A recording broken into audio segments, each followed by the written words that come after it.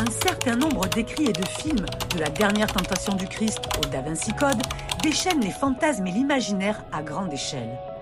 Marie de Magdala est devenue une cible afin de brouiller son vrai message et lancer nos contemporains sur des pistes malsaines et mensongères. En faisant d'elle tout à la fois une icône du nouvel âge, l'incarnation du féminin soi-disant sacré et pour finir l'amante de Jésus. Si le Christ avait une descendance, ça voudrait dire Marie que... était enceinte au moment de la crucifixion.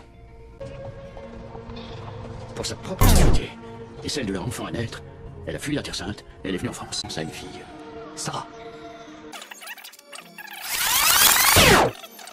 Dans cette série Miracles et prophéties, nous vous proposons de traverser le temps et l'espace pour découvrir enfin la vérité.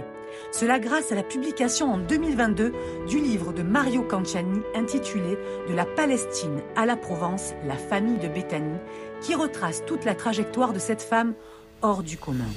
En effet, personne ne savait pourquoi ni comment Marie de Magdala s'était convertie, passant de la luxure à la lumière. Comment elle est devenue la disciple de Jésus, l'apôtre des apôtres. Vous allez découvrir avec cette série en 3 volets une Marie-Madeleine bouleversante et à l'opposé des délires contemporains. Donc qui est Marie-Madeleine, Arnaud? On apprend des choses nouvelles. Par exemple, sa mère s'appelait Euchérie et son père Théophile. Et sa maman était ce qu'on appelle une femme hébreu extrêmement pieuse et très belle, qui plus est. Et son père, Théophile, lui, était gouverneur de Syrie.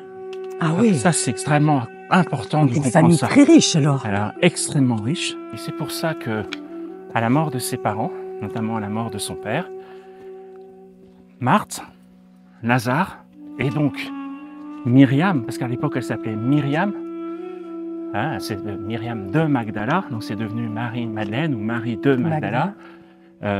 Les 3 enfants ont hérité d'une fortune peine à mesurer aujourd'hui. D'accord.